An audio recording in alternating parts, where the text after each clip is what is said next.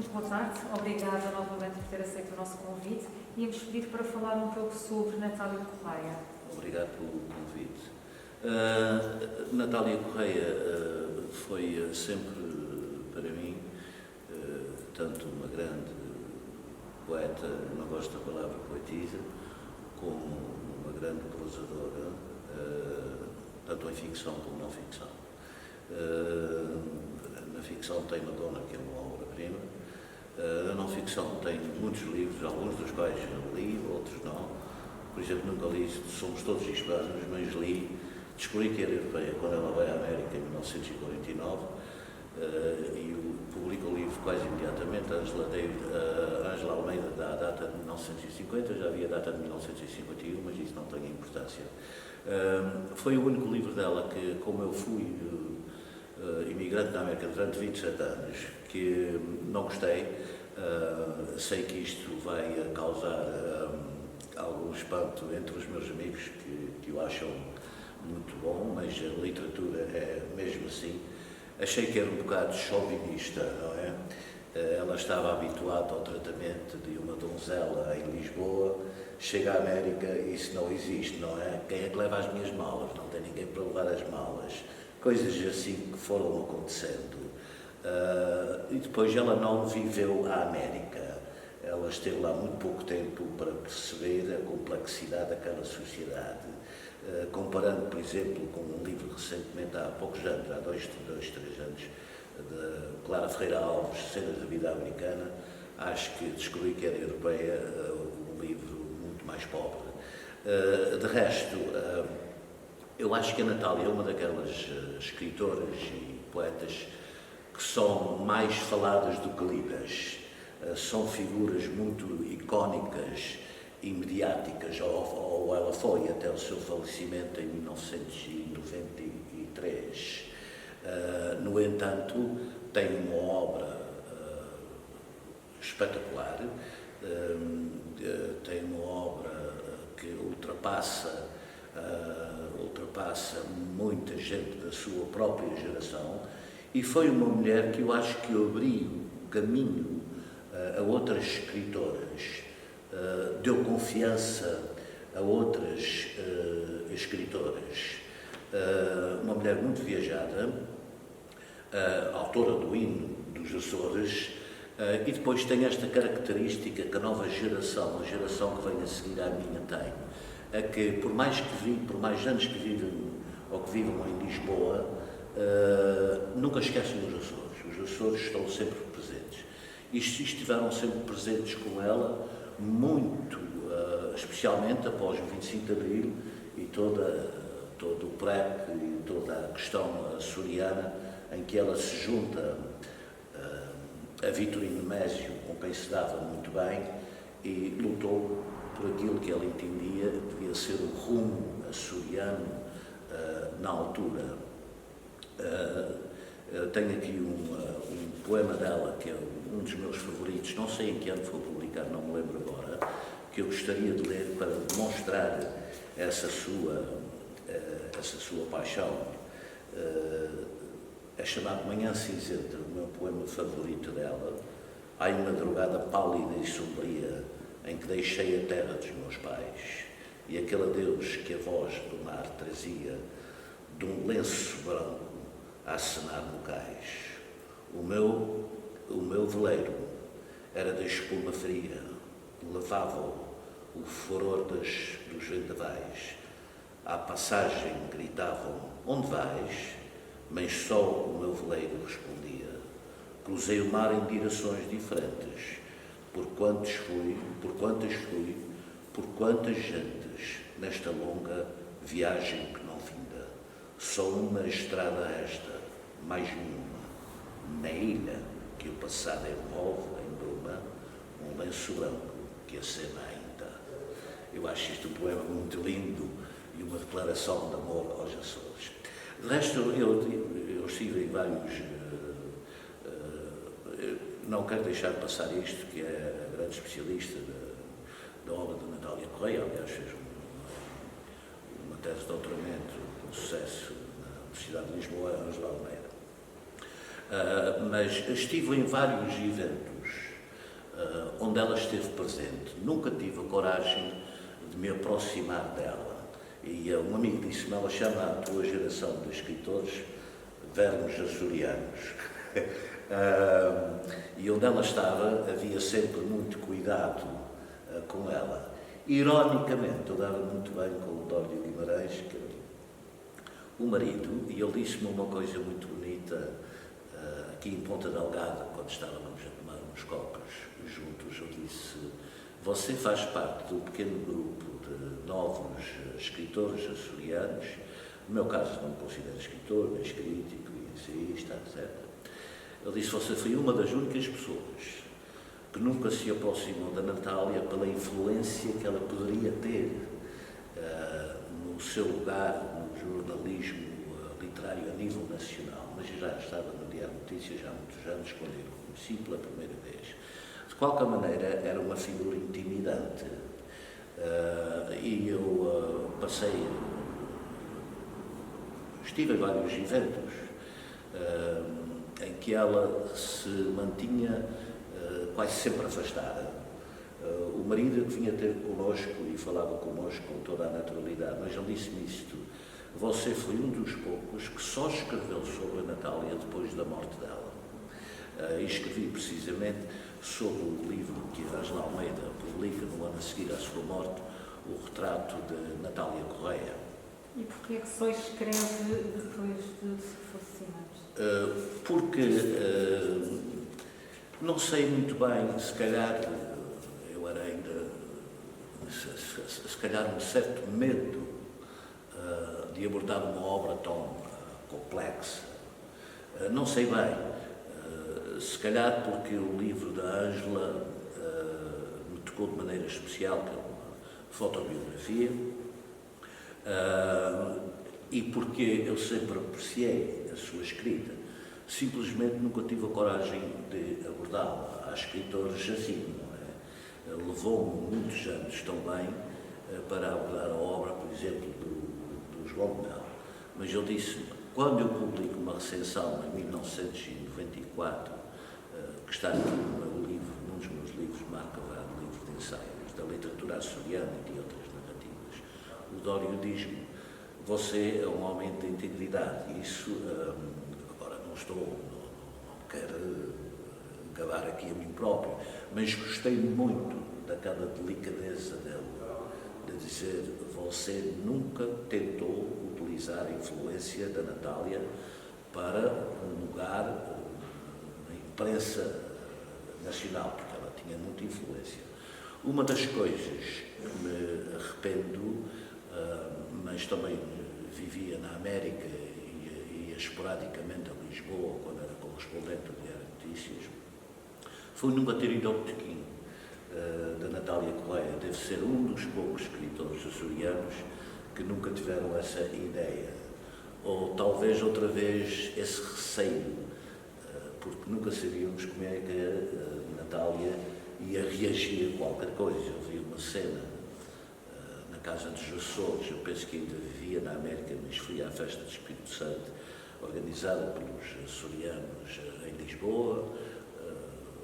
Parte dos eventos, há sempre um evento na Casa dos Açores, tinham um grupo, eles tinham convidado um grupo de rainhas luso-americanas, imigrantes, que fazem parte do ritual do Espírito Santo na América. Nós estávamos no bar com outros amigos, eu por acaso estava com um amigo que também vivia e vive na América, e é uma figura muito conhecida, ao vou dizer o nome. Natália entra, olha para... As pequenas estavam sentadas numa parte da sala, não sei quantas, 4, 5, todas trajadas a rainha. Natália entra, olha para elas e diz assim, de onde vem este gato? Esse meu amigo, que é uma pessoa de grande prestígio entre nós e o país inteiro, talvez o escritor açoriano mais premiado em todos os tempos, até acho que o Vitorino Nésio, quando o viu, foi ter com ela e disse: por favor, saia desta casa para fora imediatamente.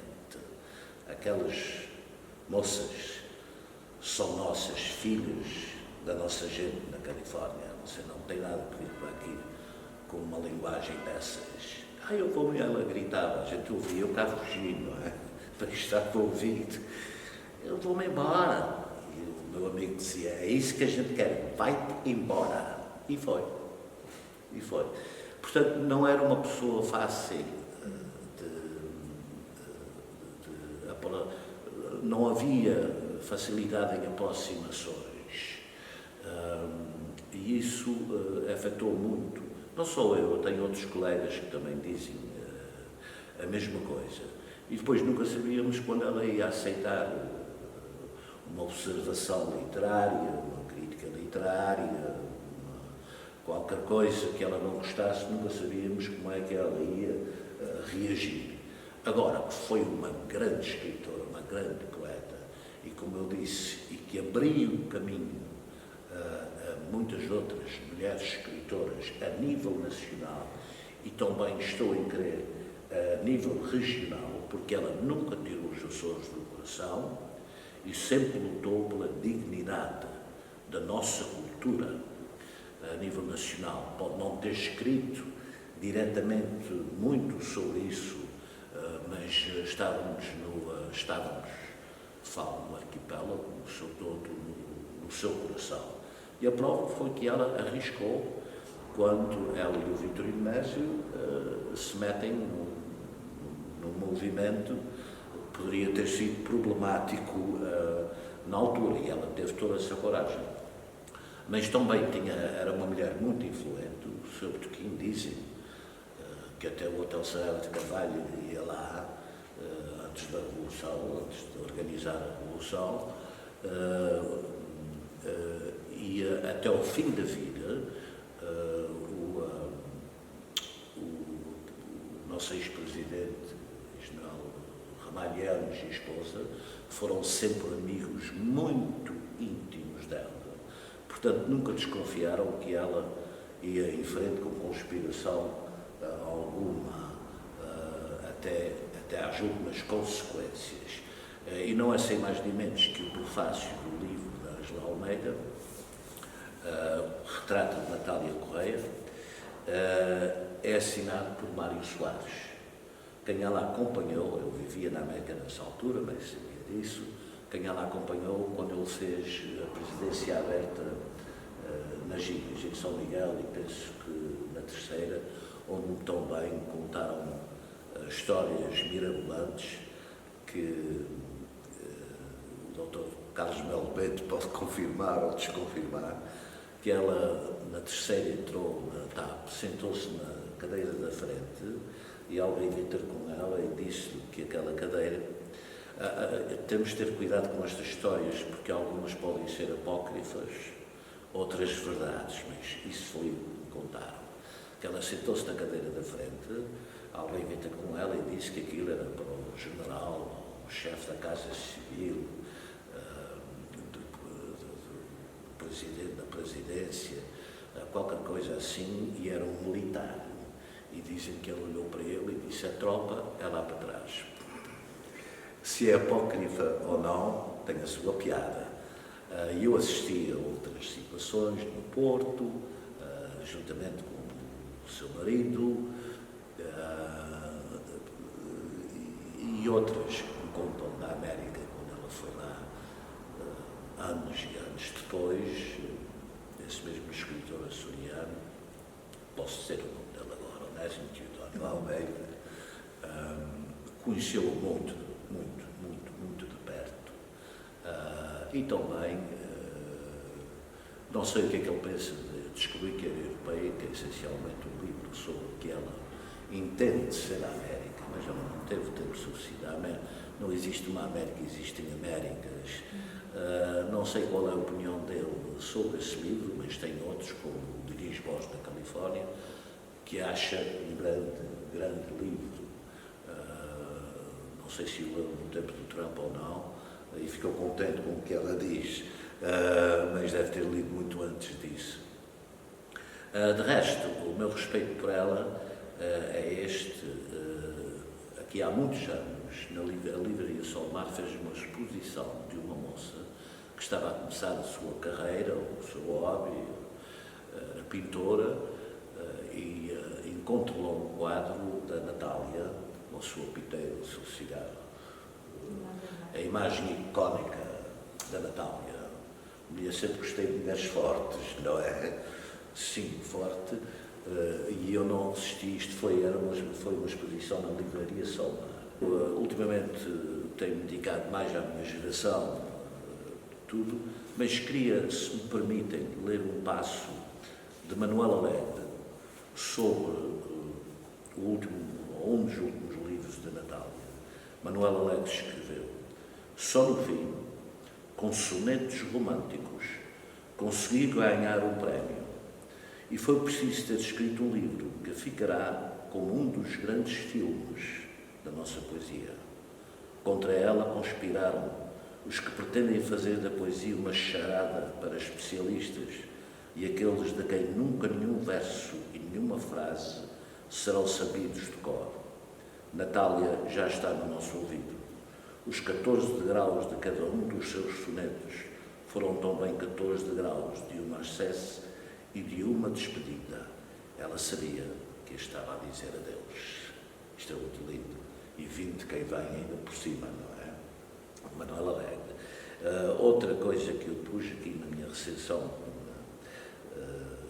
que me comoveu, há aqui uma fotografia de uma festa qualquer em Lisboa, em que ela dança com o Sá Carneiro, mas é a fotografia em que ela está a dançar com o Victorino Mésio, em que eu digo, ela nunca deixou de ser aquela mulher forte. Aliás, é ela que inventa a palavra mátria, se não me engano, essa coisa de pátria e as mulheres, não é? As mulheres que dão a vida a todos, mátria. E eu tenho aqui o seguinte: Natália Correia, o começo da recuperação de Natália Correia, não só como escritora oriunda dos Açores, mas também como escritora açoriana. Faço uma leitura metafórica de duas fotos na página 64, é do livro da Angela Almeida. Natália a dançar com Sá Carneiro, numa postura respeitosa e distante, e outra com Victorino Mésio, a poeta a desfazer-se em carinhos, alegrias e aproximações,